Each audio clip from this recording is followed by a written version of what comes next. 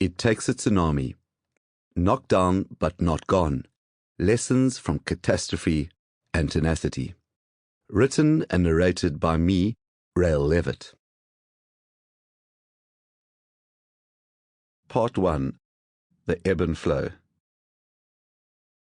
Prologue. "Bugger this up, and it's your first and last job from us," he barked. I valiantly tried to keep up with Gerald Jordan, APSA's recently appointed general manager, as he marched me down the stairwell of the glass-clad building that rose 34 stories above Cape Town's business district. It was 11:30 a.m. on Friday, the 24th of July, 1992, at the Trust Bank Centre.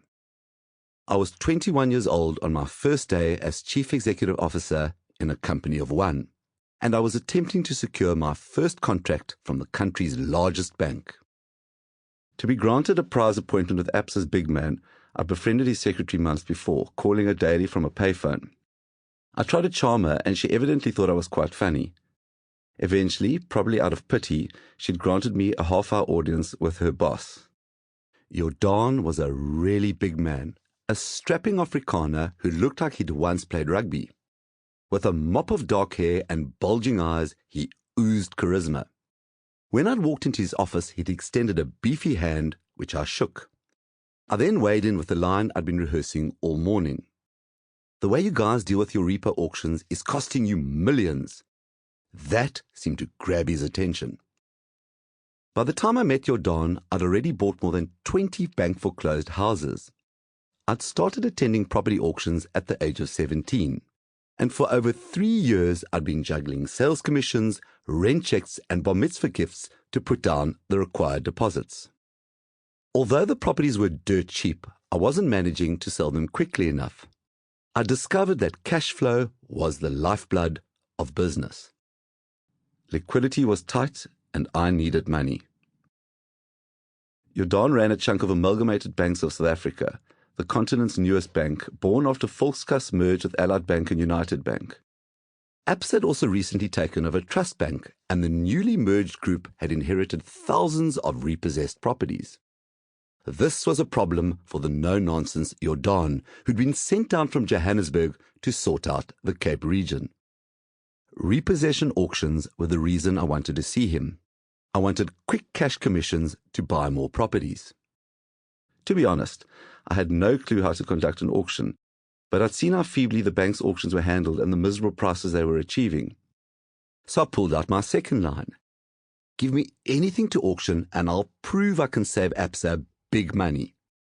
That seemed to nail it. "Levitt," Jordan's tone was paternal. "Yes, Mr. Jordan?" "I'll give you something to sell, but I want you to know that I'm bypassing our procedures. All 4 of our banks have old relationships with the big auctioneers, and I'll piss off our management by using you. You better do a fucking good job."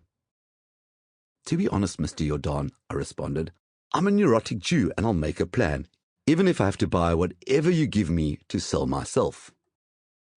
That was perhaps too punchy a line, but the big boss seemed to like my bravado. He laughed heartily, the shoulder pads of his dark blue suit rising and falling. "You with me, Butt?" he barked. I said I was. His unexpected decision to give me work put an end to the rest of the marketing shtick I'd been practicing all morning. He reached for his desk phone. "Harry, are you still there for a few minutes? Okay, I'm popping down to see you guys." He slammed down the receiver. "Fucking shit show in this place," he murmured. I wasn't sure if his comment necessitated a response, so I kept quiet and smiled, pleased with my uncharacteristic reticence. "Come, Levitt, let's rock and roll, Booty." I tried to act cool, but I was thrilled. Our destination was 2 floors down, and I struggled to keep up with the burly banker.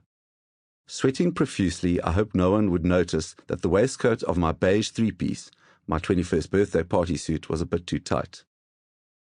Then we were striding past a succession of beige office cubicles jammed with beige melamine desks, chunky telephones, boxy beige computer monitors, fax machines, and an army of corpulent people dressed in tight-fitting beige shirts.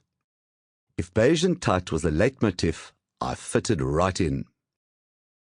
"This is Rael Levitt," Jordan announced as we reached the office of Sample complete. Ready to continue?